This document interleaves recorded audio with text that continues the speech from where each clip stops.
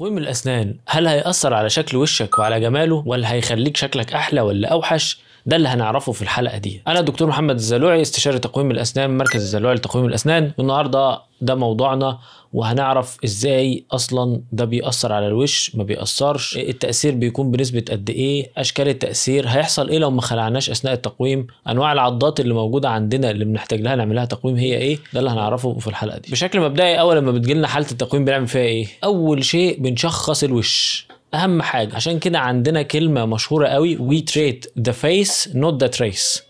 طبعا احنا بنبعت العيان يعمل اشعه سيفالومتريك وكلام كده كنوع من انواع الاسترشاد، لكن احنا في الاساس بنعالج الوش. ازاي بنعالج الوش؟ بنعمل تشخيص للحاله وناخد مقاسات الوش. عندنا مقاسات طبيعيه ومقاسات ما هياش طبيعيه. بمعنى ايه؟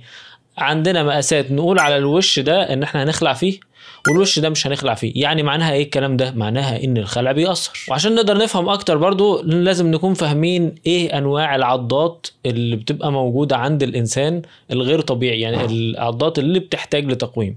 عندنا 3 انواع او 3 مشاكل نقدر نقول عليهم مشاكل يعني في العض. حاجة اسمها اوفر بايت، ان السنان اللي فوق بارزه شويه عن الاسنان اللي تحت. اندر بايت، السنان اللي تحت طالعه لقدام والسنان اللي فوق راجعه لورا. احنا عندنا شويه اوفر بايت بسيط، يعني طب وزن زي الطبيعي ان السنان بتبقى اوفرلابنج على بعض بالمنظر ده، ده الطبيعي وده اللي بيدي الشكل الطبيعي.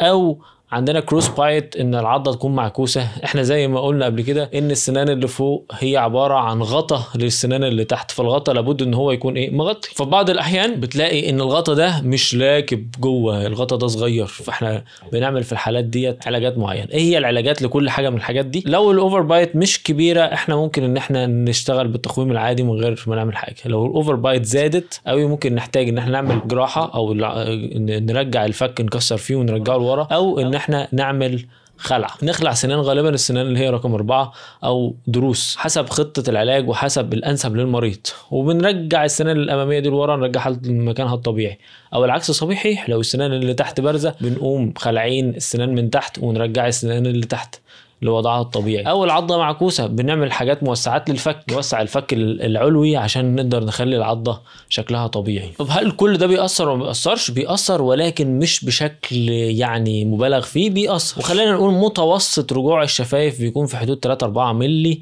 متوسط زاويه المناخير او زاويه من مناخير البق بيكون التغير فيها اقصى درجه، او متوسط بيكون 5 درجات. ده بيأثر طبعا على شكل العيان، وفي بعض الحالات ما بنقدرش ان احنا نخلع فيها او بنعالج علاجات من غير خلع لما بتكون الزوايا ديت مش مستدعيه خلع او هتاثر على شكل العيان. بمعنى ايه؟ ان احنا لو عيان مثلا مناخيره طويله ووشه ما هواش بقي داخل لجوه ومحتاج ان احنا نخلع له، فبالتالي ديت في الحاله ديت هيحصل ايه؟ وشه هيطبق، هيرجع لورا خالص، مناخيره هتطول، شكله هيبقى اولد، شكله شبه بوباي كده، شكله هيبقى مش حلو. وبالتالي احنا بنتناقش مع العيان بعد ما بنصوره وبناخد له صور ونشوف البروفيل بتاعه، بروفيل الوش من قدامه ومن الجنب، وبنحلله كله. بعد ما بنشخصه بنقول له والله انسب حاجه ليك كذا. وبنشوف برضو الاشعاعات بتاعتنا، بنشوف زوايا السنان اللي فوق وزوايا السنان اللي تحت، وبناء عليها بناخد قرار الخلع او قرار عدم الخلع. وبنحسب المزايا اللي هتحصل من عملية التقويم، هل هتحتاج اصلا تقويم او مش محتاج تقويم. كل الامور دي بتتضح لنا، وبيظهر تغير الشكل بيكون بارز قوي في الاطفال الصغيرين اللي هم في سن النمو، لان افضل وقت لتقويم الاسنان بالنسبه للاطفال هو في البنات سن 12 وفي الولاد سن 14. ده افضل وقت على الاطلاق. وبنقول للعيان 12 بلس اور ماينس 2 years، وفي الولاد 14 بلس اور ماينس 2 years، يعني سنه سنتين زائد او سنتين ناقص. دي المواعيد المناسبه، وبتتفاوت طبعا الموضوع من شخص لشخص. عشان كده حتى لما كنت حد بيجي لي ممكن ان انا اقول له والله تعالى لي كمان 6 شهور، يعني احنا نلاقي العيان ما هوش مناسب دلوقتي لعمليه التقويم فاقول له تعالى لي كمان 6 شهور. ده بيحصل معانا. ديت انواع العضات المختلفه، دي العلاجات بتاعتها. طبعا في عوامل برضو بتاثر معانا، يعني على سبيل المثال لما بيكون عيان شفايفه تخينه غير شفايفه رفيعه، لو عيان شفايفه مقفوله غير شفايفه مش مقفوله، لما بيكون عيان مثلا مش عارف يقفل شفايفه او عنده incompetent lips، ففي الحاله ديت لما بنخلع او بنعالج السنان الشكل بيتغير بنسبه كبيره.